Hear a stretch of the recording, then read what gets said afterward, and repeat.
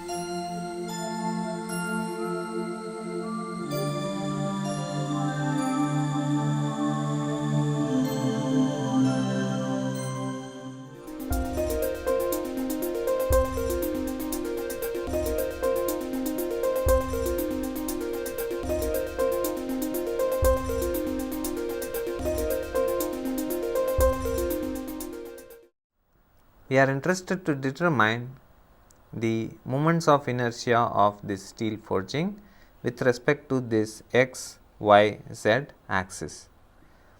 The various dimensions have been given, like we know the radius of the cylinder, the lengths of the cylinder, the width, the height, etc. of this feature.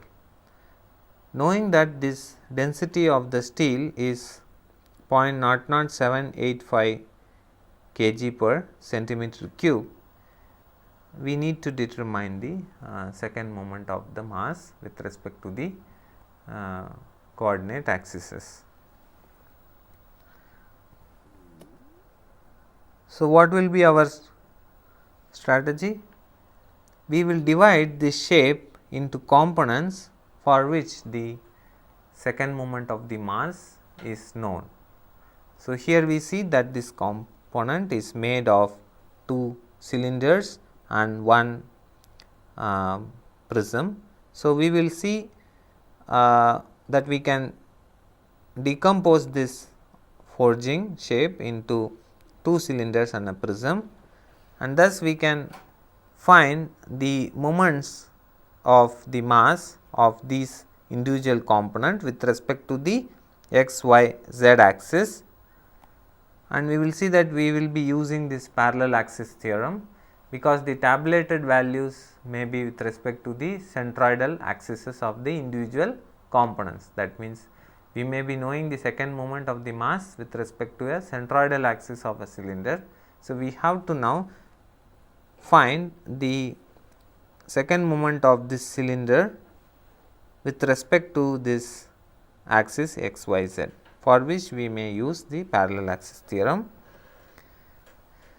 Then we will add all these moments to determine the total moment of inertia of the forging.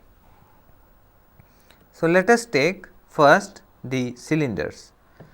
So, the cylinder has a radius of 1 centimeter, the length of the cylinder is 3 centimeters, and the location of the centroid is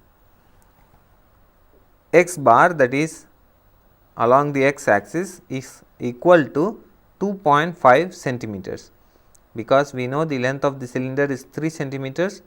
So, this is located at a distance of 1 centimeters from this face of the prism, and this face of the prism is located at 1 centimeter from this plane y z, because we know that this total dimension is 2 centimeters.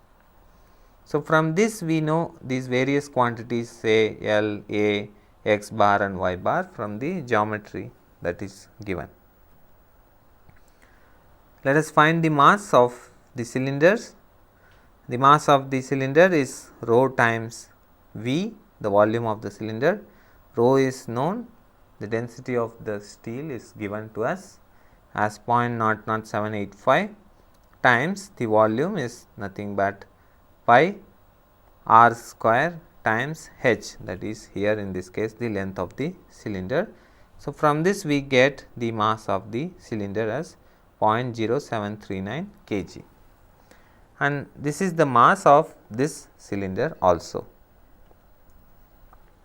So, now we can write the second moment of this cylinder with respect to this axis, that is x axis, I x x is equal to the second moment of this mass with respect to a centroidal axis which is parallel to this x axis, which is nothing but the axis of the cylinder itself. So, we know that the second moment of the mass with respect to the cylindrical axis is half m a square, where a is the radius of the cylinder. So, this is the second moment of the mass with respect to the centroidal axis plus mass times the distance. The distance is in this case 2 centimeters. So, the distance of the centroidal axis to the x axis is 2 centimeters. So, we have half mass of the cylinder which has been computed times a square, the radius square, plus mass of the cylinder times y bar, that is this distance square. So, we have this as 332.35 into 10 to the power of minus 3 kg centimeter square. You would have noted that we are using this unit of length as centimeters. So, we have the unit of this IXX as kg centimeter square. So, we have determined the IXX or the second moment of the mass with respect to the x axis for the given cylinder, and it will be the same for the another cylinder which is also located at the same distance from the x axis. Now, for this cylinders we can determine the other moments, that is with respect to y axis and with respect to z axis. With respect to y axis, we write it as the second moment of this mass with respect to its centroidal axis which is parallel to the y axis. So, the value of this is 1 by 12 m 3 a square plus l square. This, if you remember, in the last lecture we have tabulated these values, plus mass times x bar square, that is the location of this centroid with respect to this yz plane along the x axis, which is nothing but in this case 2.5 centimeters. So, we have 1 by 12 mass of the cylinder times 3 a square is 1 centimeter plus length of the cylinder, that is 3 centimeters square, plus mass times the distance, that is 2.5 centimeter, which is the location of the centroid with respect to yz plane, or this is the x bar value. From this we have the value as 535.24 into 10 to the power of minus 3 kg centimeter square. Now, we can determine the second moment with respect to the z axis, that is IZZ, and it is equal to 1/12 m 3 a square plus l square plus m times x bar square plus y bar square. So, we are interested to find the second moment about this axis. So, it is equal to the second moment with respect to a parallel axis to this z plus the distance of this centroid with respect to this axis, which is equal to x bar square plus y bar square. So, substituting the various values, we have the value as 830.88 into 10 to the power of minus 3 kg centimeter square. So, we have now determined the second moment of the cylinders with respect to x, y and z axis. These cylinders being located in a symmetrical way about the x, y, z axis. If we determine for one cylinder, the values are the same for the other cylinder also. Now, let us move on to determine the second moment of the mass with respect to x, y and z axis for this prism. The various dimensions are that the prism is having a square base. So, A is 2 centimeters and C is also 2 centimeters. The length of this prism is the total distance, that is we have 3 plus 3 totaling to 6 centimeters. So, the length of this prism is 6 centimeters. Let us determine the mass.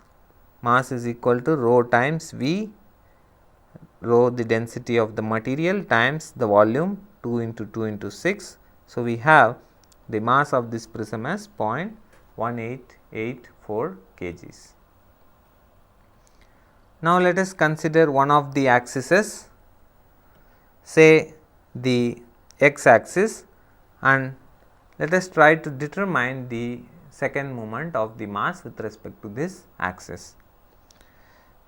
One can also note that these axes, that is x, y and z, are nothing but centroidal axes as far as the prism is concerned. So, we have the direct formulas for the second moment with respect to the centroidal axis, and for this prism the moment about the x axis and z axis is same, and it is equal to 1/12 mass times b square plus c square. We have already seen that, let us say if I am interested to compute the second moment with respect to the z axis, then I have to consider the dimensions, that is this b and the c, that is or in this case this is b and this is c.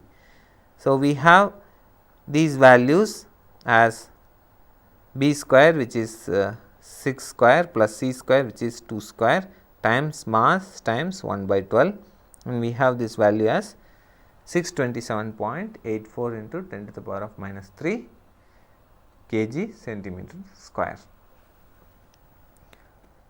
In the same way, now we can determine the other value, that is Iyy, which is equal to 1/12 m. The dimensions are in the plane xz. So, that is c square plus a square. So, we have it as 1/12 mass of the prism times both these dimensions equal to 2 centimeters. So, we have this value as 125.56 into 10 to the power of minus 3 kg centimeter square. So, now we have determined the second moment with respect to the 3 axis for the prism. So, in order to now determine the total, we have to sum these values. So, we add all these moment of inertia from the components.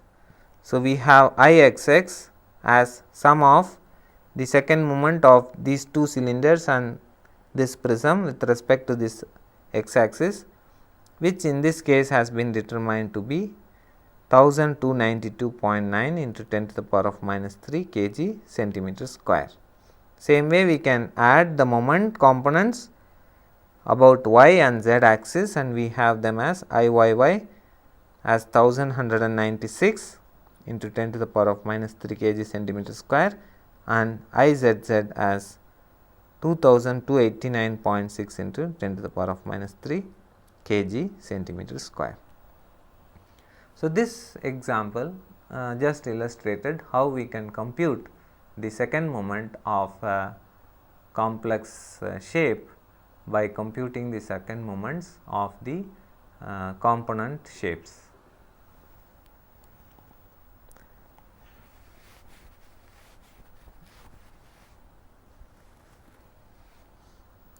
Let us now see the concept of the gyration or the radius of gyration. We have already seen for the area how to compute the radius of gyration. Same way, let us extend the discussion for the mass moment. So, if we have this rigid body and these various particles, and we have determined this second moment of this all these elements with respect to say this axis A prime. So, now if we can find an equivalent mass, a concentrated mass m, which is equal to the mass of this entire rigid body, and if that is situated at a distance of say a distance k, and the second moment of this element is same as the second moment of the rigid body with respect to the given axis say A prime, then we can call this distance k as the radius of gyration. So, we are trying to find an equivalent concentrated mass which has the same second moment of the mass with respect to the given axis. So, that is how we define this radius of gyration, and we have this, the second moment of this mass with respect to this axis is k square m, which should be equal to the second moment of the mass, this mass of this entire rigid body with respect to this axis A prime, which is say I, then I is equal to k square m, and from this we can find this radius of gyration k as root of I by m. So, the derivation is similar to the way we derived the radius of gyration for the second moment of an area. Let us see one example problem. So, here we have a machine element whose shape and let us say the various dimensions are shown.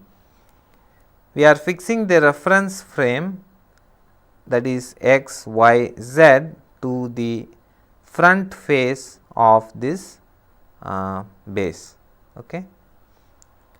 We are interested to find the radius of gyration of this element with respect to the x axis, that is with respect to this axis. The density of the material is given. So, how do we go about it? First, we have to determine the second moment of the mass of this entire machine element with respect to the given axis. We have to compute obviously the mass of the element, and from these two we can determine the radius of gyration. In order to determine the second moment of the mass for this shape, we have to decompose into simpler shapes for which the second moment is known. So, that is our first step. So, we see from the shape that this element is constituted of a prism which constitutes the base, and then it has this semicircular or semi cylindrical feature which has to be added to this volume, and then we have a through hole, and so this volume has to be negated.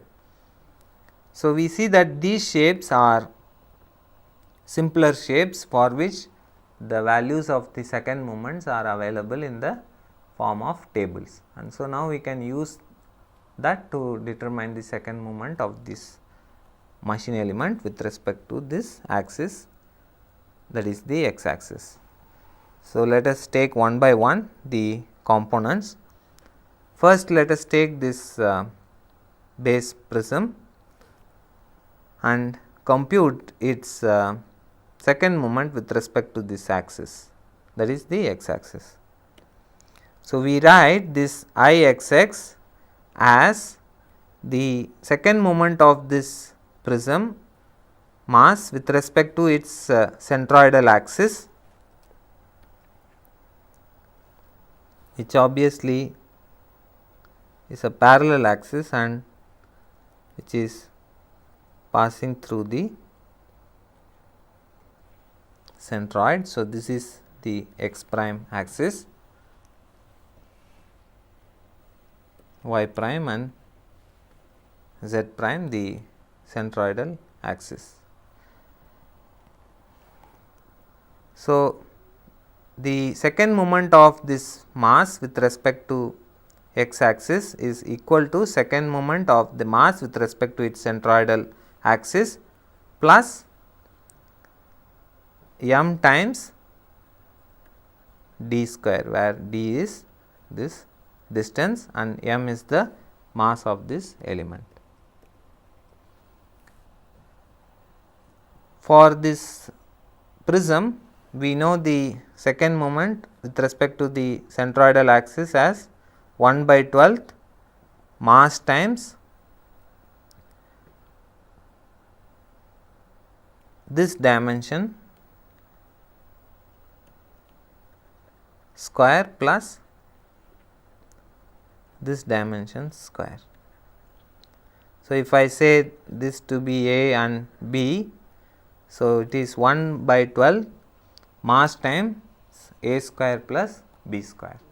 So, what are these values? This A is nothing but this total length of the machine element, which is, from this we see 60 plus 40 plus 50, that is 150 mm, or in meters it is 0.15 meters. We have this, the dimension A, and B, the thickness is nothing but 15 plus 15, that is 30. So, in terms of meters it is 0.03 meters. So, this quantity is the second moment of the mass of this element with respect to its centroidal axis plus mass times the distance d, that is 0.075 meters. This mass value, that is 3.18 kg, has been computed from its volume. So, here I am not showing the computation for the mass. Okay. So, we have this Ixx as 2.408 times 10 to the power of minus 2 kg meter square. So, let us now find similarly the second moment of the other components. Let us take this semi cylindrical feature. The centroidal axis is x double prime, and this axis, that is x prime, is an axis which is parallel to this centroidal axis, but it is lying on the base of this semi cylindrical feature, or I can say that diametrical plane of this cylindrical feature, and we have the axis x about which we are interested to find the second moment. So, all these axes, that is x, x prime and x double prime, are all parallel axes, and so let us compute their second moments. The second moment with respect to x prime is known. So, from that we determine the second moment about the centroidal axis using the parallel axis theorem, and then we again apply the parallel axis theorem to compute the second moment with respect to x axis when we know the second moment about the x double prime axis. So, this distance we know it is 4r by 3 pi, which is 19.1 mm. The other dimensions come from the geometry of the machine block or the machine element. So, we first determine the second moment with respect to the centroidal axis. So, we write this I x prime or the second moment with respect to this x prime axis is equal to the second moment about the centroidal axis, which is parallel to this x prime, plus m times d square, where d is this distance. So, from this we get this value from the table as 1 by 12 mass times 3 a square, or in this case r square, where r is the radius, which is 45 cent. So, we have 0.045 meters plus the length square. So, length is, in this case it is 40 mm, or this distance. So, we have it as 0.04 meter square. So, this quantity is the second moment of this semi cylindrical feature with respect to this x prime axis, that is equal to I x double prime plus mass times the distance, which is 19.1 mm or 0.0191 meters square. So, from this we get the second moment with respect to the centroidal axis, that is x double prime, and we get this I x double prime as 27.477 into 10 to the power of minus 5 kg meter square. Now that we have determined the second moment with respect to this axis, we again apply the parallel axis theorem to determine the second moment with respect to this axis x. So, now we write I x x is equal to the second moment with respect to the centroidal axis. You can note at this point that we write always the parallel axis theorem by considering one axis as the centroidal axis. So, I x double prime plus m d square. In this case, this distance d is the distance between this axis x and x double prime. So, it is the distance between this and this. This is the distance which is equal to this distance square is equal to this distance, which is 130 mm, and the vertical distance, that is 15 mm. So, we have this as 27.477 into 10 to the power of minus 5 kg meter square, and which is the quantity, that is 1 kg the mass of the element times 0.13 meter square, this 130 mm, plus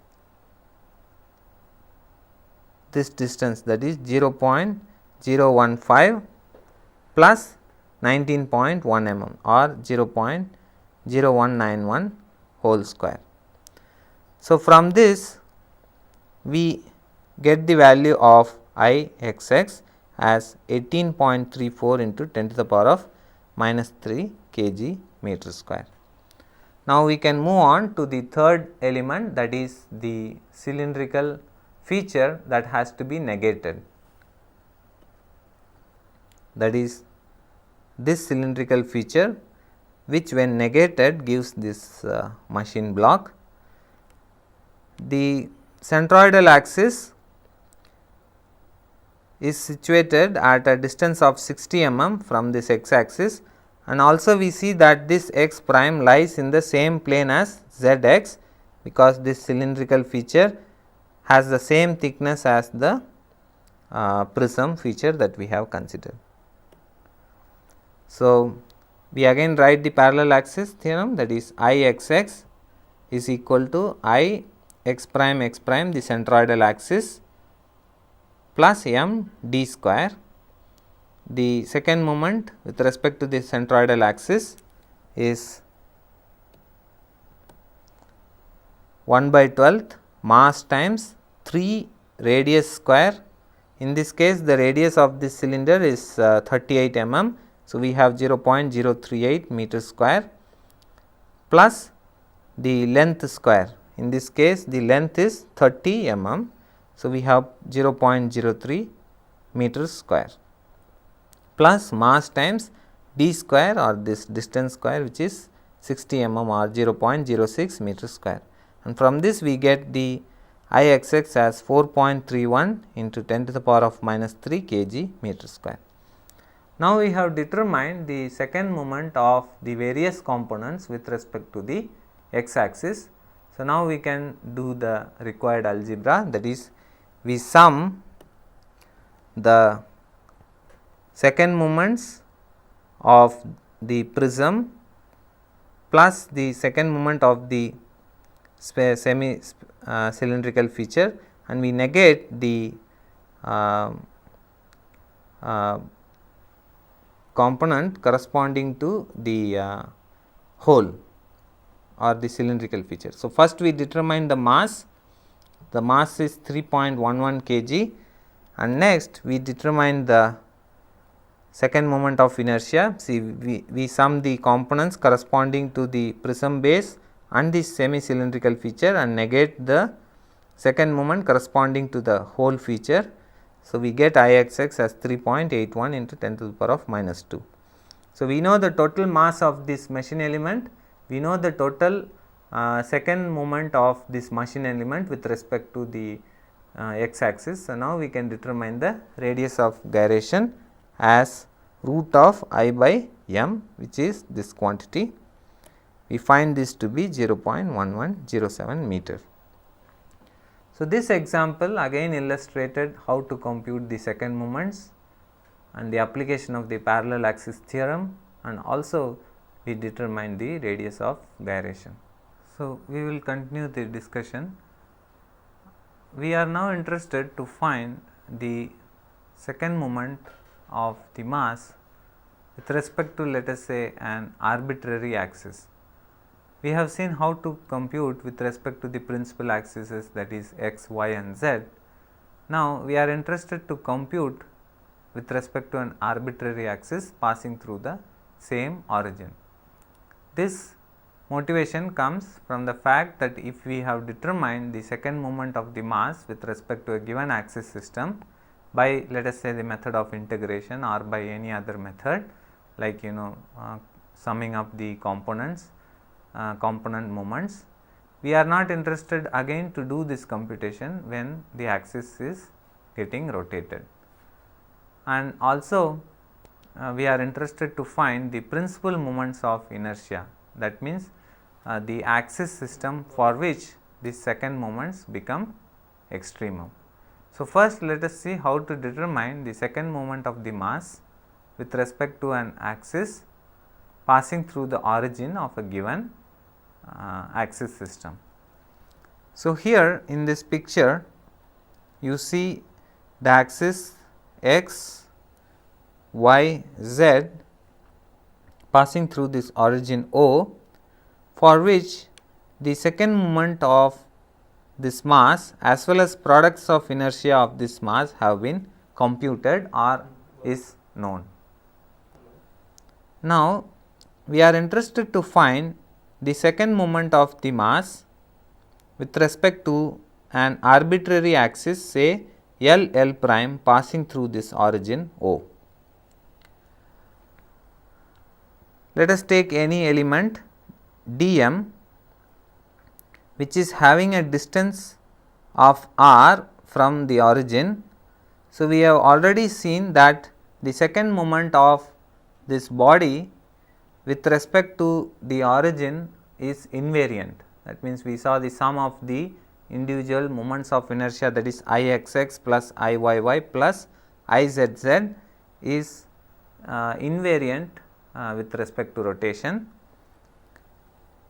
Let us consider this lambda as the unit vector along the direction of our interest, that is L prime passing through O, and let theta be the angle between the vector r and this unit vector lambda, and let p be the perpendicular distance of this elemental mass dm from this axis L prime.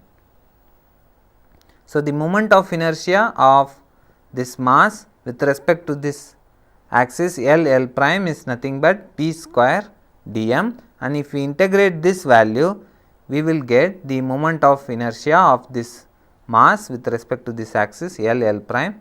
So, we have it as integral p square dm.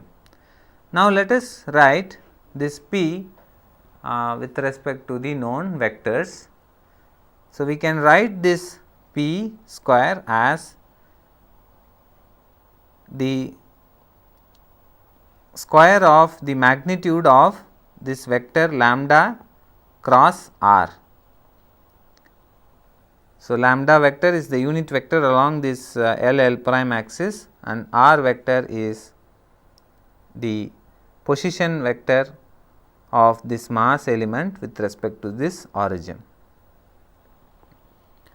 So, if we try to expand this term and write in terms of its components, then we can get a relation between this second moment with respect to L prime to the second moment with respect to the principal axes.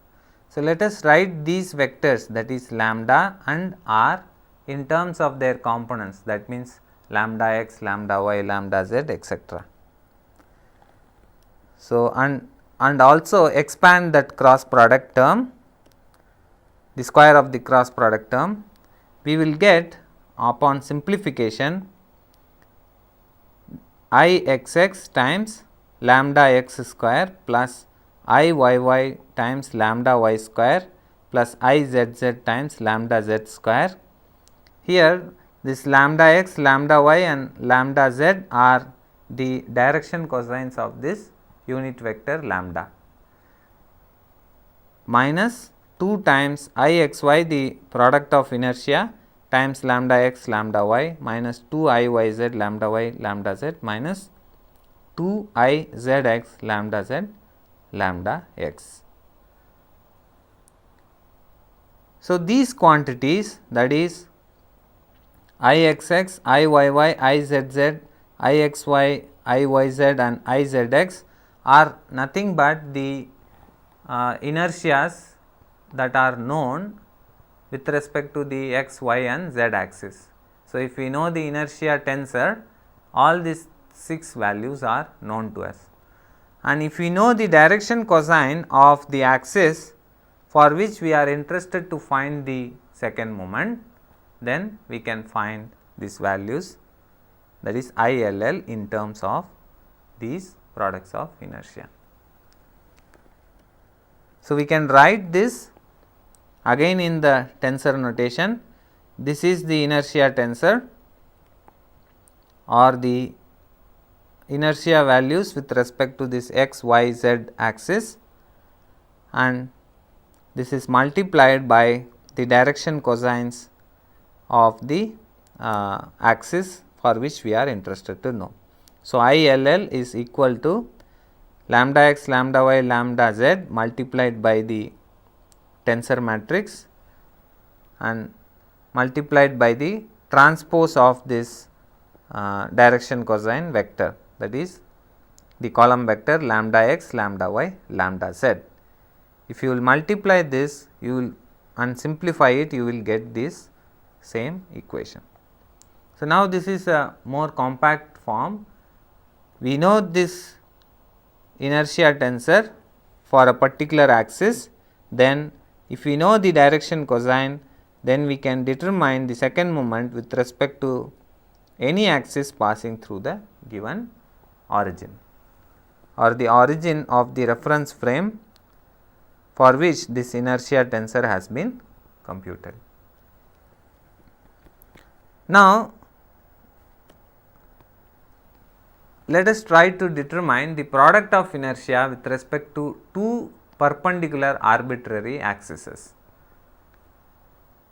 So, here again we take the same object. Now, we consider one more arbitrary axis, say k prime, such that this L prime and k prime are orthogonal axes, are perpendicular axes, and let this lambda L be the unit vector along this axis, that is L prime, and lambda k be the unit vector along the axis k prime, and say theta is the angle between this L prime axis to the position vector r of this elemental mass dm. And we have this perpendicular distance, that is p from L prime axis and q from the k prime axis. So, for this elemental mass dm, p and q are the perpendicular distances from these two orthogonal arbitrary axes. So, now we are interested to find the product of inertia with respect to these two orthogonal axes, that is L and K. So, we are interested to find this I L prime K prime, which is equal to the product of inertia with respect to these two axes. So, what is the product of inertia with respect to these two axes? It is nothing but the product of the distance of this elemental mass from these two axes, that is P and Q. So, we have integral P Q dm as the product of inertia of this body with respect to these two orthogonal axes. So, again we write this P and Q in terms of the vectors, that is lambda L, lambda K and R. P is nothing but the magnitude of lambda L cross R vector, and Q is nothing but the magnitude of lambda K cross R vector. So, let us now expand this term and write it in the vector notation, that is the x, y and z component of these various vectors, that is lambda L, lambda K and R are written in terms of their x, y and z components, and now we expand it and write it.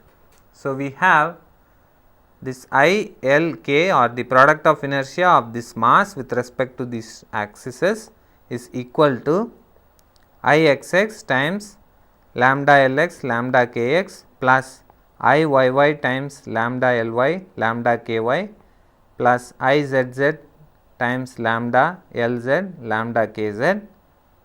Then we have the product terms, that is minus I x y lambda L x lambda K y minus I y x lambda L y lambda K x minus I y z lambda L y lambda K z, and again we have the three more product of inertia terms, that is minus I z y lambda L z lambda K y minus I z x lambda L z lambda K x minus I x z lambda L x lambda K z. So, these are the components of these vectors along the x direction, and these quantities, that is I x x, I y y, I x y, I y x etc. are nothing but the inertia tensor associated with the x, y, z axis. So, this can again be rewritten as lambda L x, lambda L y, lambda L z are the direction cosines of this vector L L prime, direction cosines of this unit vector along this L L prime axis, times the inertia tensor for the x y z axis times the transpose of the direction cosine vector of the k k prime axis, that is lambda k x, lambda k y, lambda k z. So, now we see that the product of inertia again can be written in terms of the inertia tensor matrix. So, now that we have the expressions for the product of inertia as well as the second moment of inertia with respect to an arbitrary axis, it is possible to find the inertia tensor associated with a arbitrary axis orthogonal system which is rotated in terms with O. So, that is, now I can define another vector, say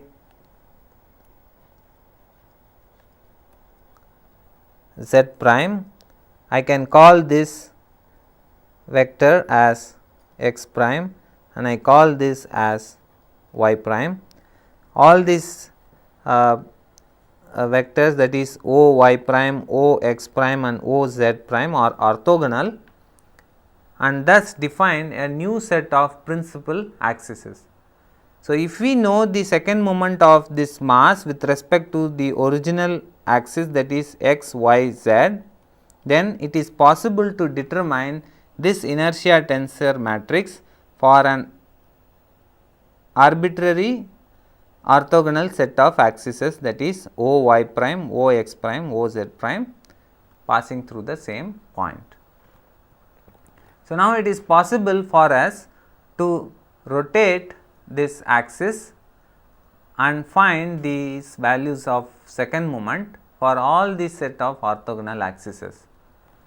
And as our discussion for the second moment of the area, these second moments of the mass also reach some extremum value for a given orthogonal set of axes, and those we call it as the principal moments of inertia of the mass.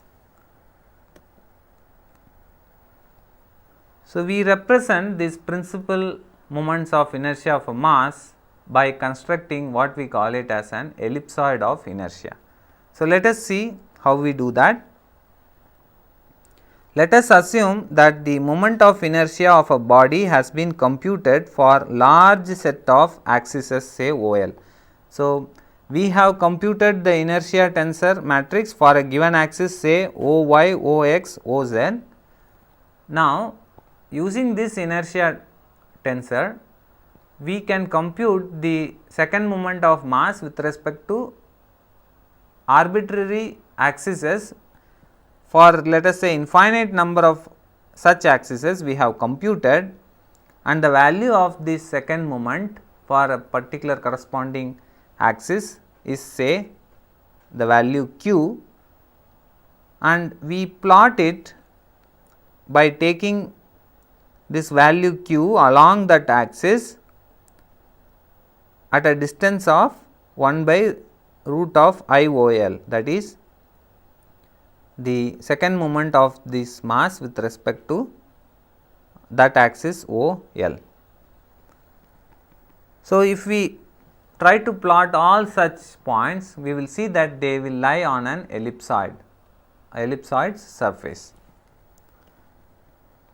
So, the distance at which we are plotting is equal to k, the radius of gyration, divided by root of IOL divided by m, where m is the mass of this rigid body, IOL is nothing but the second moment of the mass with respect to that axis, and k is the radius of gyration of the mass or the rigid body. So, the locus of all such points q forms the surface which we call it as the ellipsoid of inertia, and this reaches extremum values, as we will see that the distance between the surface of this ellipsoid and this point O reaches extremum, say somewhere here, and it may also reach extremums somewhere here, and also in the vector that is perpendicular to this plane of the paper. So, it has 3 extremum values, like we have seen in case of the second moment of inertia of area, we have seen that it reaches 2 extremum values corresponding to the 2 points on the diametrical axis of the inertia circle or the Morse circle that we called. Here in this case we describe a similar kind of a graphical analogy, that is the inertia ellipsoid, where we have 3 extremum values. Let us see how to compute them. So, for some axis, let us say L prime, whose second moment is the extremum value, we are interested to find the direction cosine of that vector. So, if we assume that the second moment of the mass reaches an extremum for a given axis, say L prime, then we are interested to find the direction cosine, and if let us say L, M and N are the direction cosines of that vector, we write the inertia matrix times this direction cosine, that is L, M, N, should be 0 for some values of this lambda. So, we are interested to find the value of this lambda for which this equation is satisfied. We know that the direction cosines do not become 0 altogether, because L square plus m square plus n square is 1. So, this matrix has to be 0, and if we will solve for this, it will give 3 roots, because we will see that the determinant of that matrix, that is determinant Ij or determinant of this inertia tensor matrix equal to 0, gives a cubic equation for which there are 3 roots. That means, there are 3 values of lambda. Say we are getting the values lambda 1, lambda 2 and lambda 3, which are known as the eigenvalues. In your first course on mathematics, you would have studied about computing these eigenvalues, and these eigenvalues are nothing but the principal moments of inertia of the given rigid body, and for each of these values we will get one direction cosine. Say if we substitute lambda 1 in the equation, we will get one equation, the solution, that is L1 M1 N1, and same way if we substitute the other 2 eigenvalues, we will get the other 2 vectors. So, these 3 solutions will give the 3 vectors which are the corresponding principal axes. So, if x prime, y prime, z prime are the principal axes of inertia for a given rigid body, then the product of inertias are 0. Let us say the product of inertia, that is I x prime y prime equal to I y prime z prime is equal to I z prime x prime is equal to 0, and the moments of inertia are the principal moments of inertia. That means, it becomes this inertia tensor matrix becomes a diagonal matrix. So, all these off diagonal elements are 0, because these products of inertia are 0. So, the inertia tensor matrix for this set of orthogonal axes, that is x prime, y prime, z prime, becomes a diagonal matrix with off diagonal elements as 0. So, for shapes which have the planes of symmetry, say in this case you see a cone which has 2 planes of symmetry, say the plane containing A prime A and O, and the plane containing B, B prime and O are the 2 symmetrical planes. So, these 2 planes define the principal axis of, or the principal axis of inertia. So, we have this axis, that is B prime, A prime and Y prime, or the axis of the cone, defining a set of orthogonal axes for which these principal these moments of inertia are the extremum values and the product of inertias are 0. So, if in a shape we can find planes of symmetry, then computing these principal axes also becomes easy. So, in this lecture we saw how to determine the second moment of the mass with respect to say a given axis, and then we also used the parallel axis theorem to compute the second moments. We also saw the concept of the radius of gyration and we solved some examples, and then we discussed some aspects of finding the second moment with respect to an rotated axis, which we use to determine the principal moments of inertia for a given solid. So, these concepts will be useful for computing the dynamics of the rigid bodies, when we are interested to find the response or the the angular acceleration and acceleration of a body when subjected to a given force and a couple.